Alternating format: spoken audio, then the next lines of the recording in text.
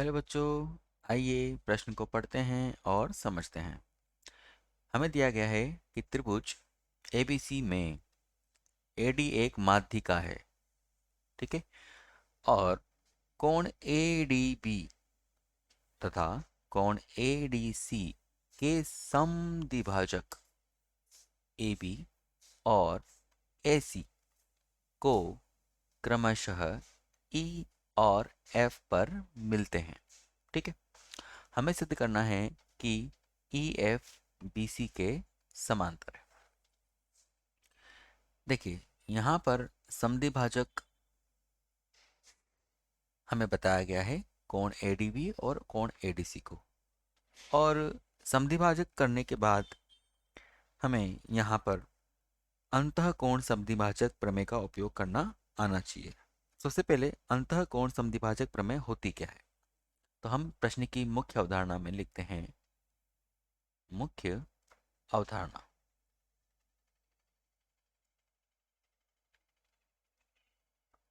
मुख्य अवधारणा।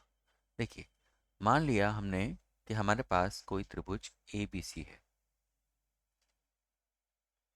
इस तरीके से ए बी और सी है। और कोण ए का समद्विभाजक इस तरीके से खींच सकते हैं हम, जो भुजा बी सी को डी पर काटता है। ये कोण आपस में बराबर हुए। अब अंतःकोण समद्विभाजक प्रमेय बोलती है कि यदि किसी कोण को आपके पास इस तरीके से कोई रेखा समद्विभाजित करती है, तो रेखाखंड रेखाखंड बी डी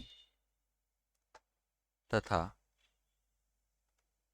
डी सी का अनुपात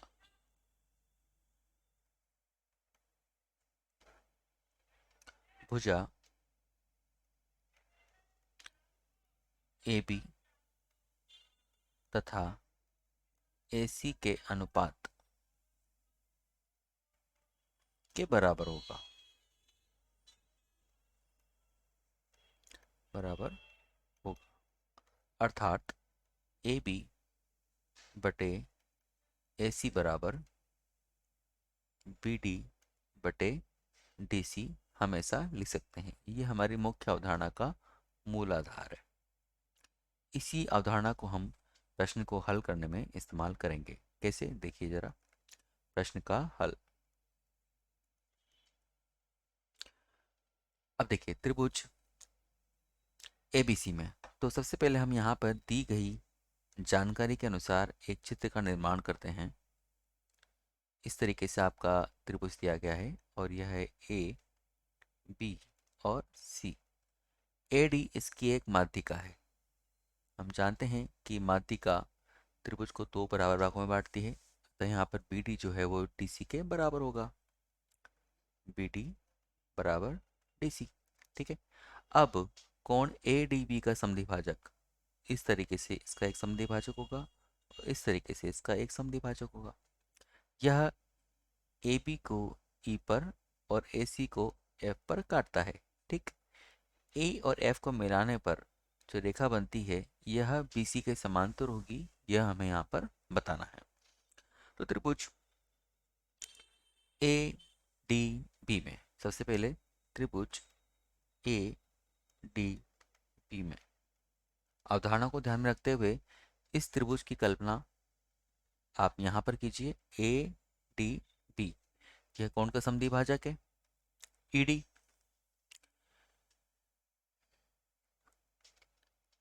कोण ए डी डी बी का समद्विभाजक कौन? ईडी है। तब अंतःकोण समद्विभाजन प्रमेय से अंतःकोण समद्विभाजक प्रमेय से अनुपात क्या होगा बेटा? अनुपात होगा आपके पास ए डी बटे बी डी, ए डी बटे बी डी, ए बी बटे ए सी। ठीक। यहाँ पे डी को शीर्ष मान लेंगे हम और इसका अनुपात किसके बराबर होना चाहिए आपके पास? ए ई बटे ई बी, ए ई बटे ई बी के, बी डी बटे डी सी के। ठीक, समानता है दोनों में। अब देखिए, इसको हम समीकरण नंबर 1 नाम दे देते हैं।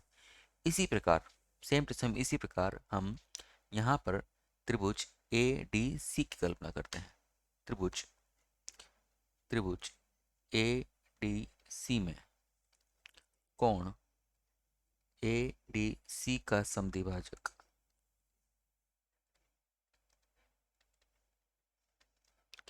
समद्विभाजक कौन है? डी एफ है। ठीक है, तब अंतःकोण समद्विभाजक प्रमेय से आपके पास क्या होगा बेटा? ए डी बटे डी सी जो होगा वो ए एफ बटे सी एफ के बराबर होगा। समीकरण नंबर 2 हम यहाँ पर नाम दे देते हैं।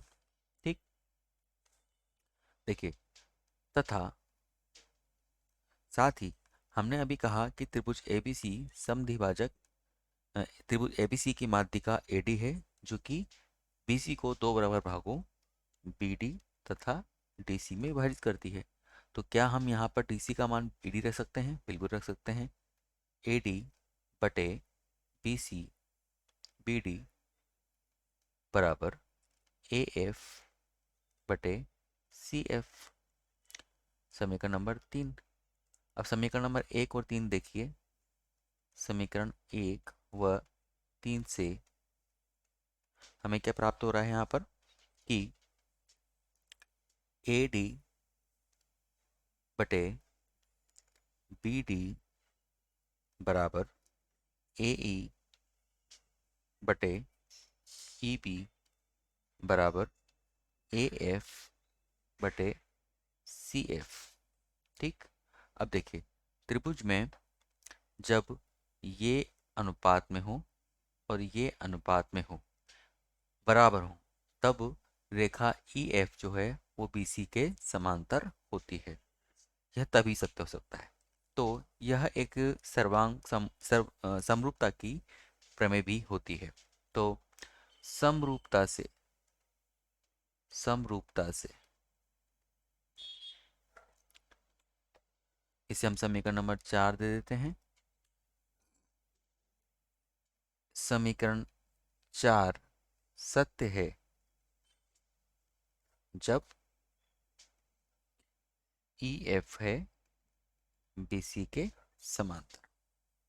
ठीक, तो इस प्रकार से हमारा ये प्रश्न सिद्ध हो जाता है। इति सिद्धम। मुझे आशा है बच्चों आपको ये प्रश्न समझ में आया होगा। धन्यवाद।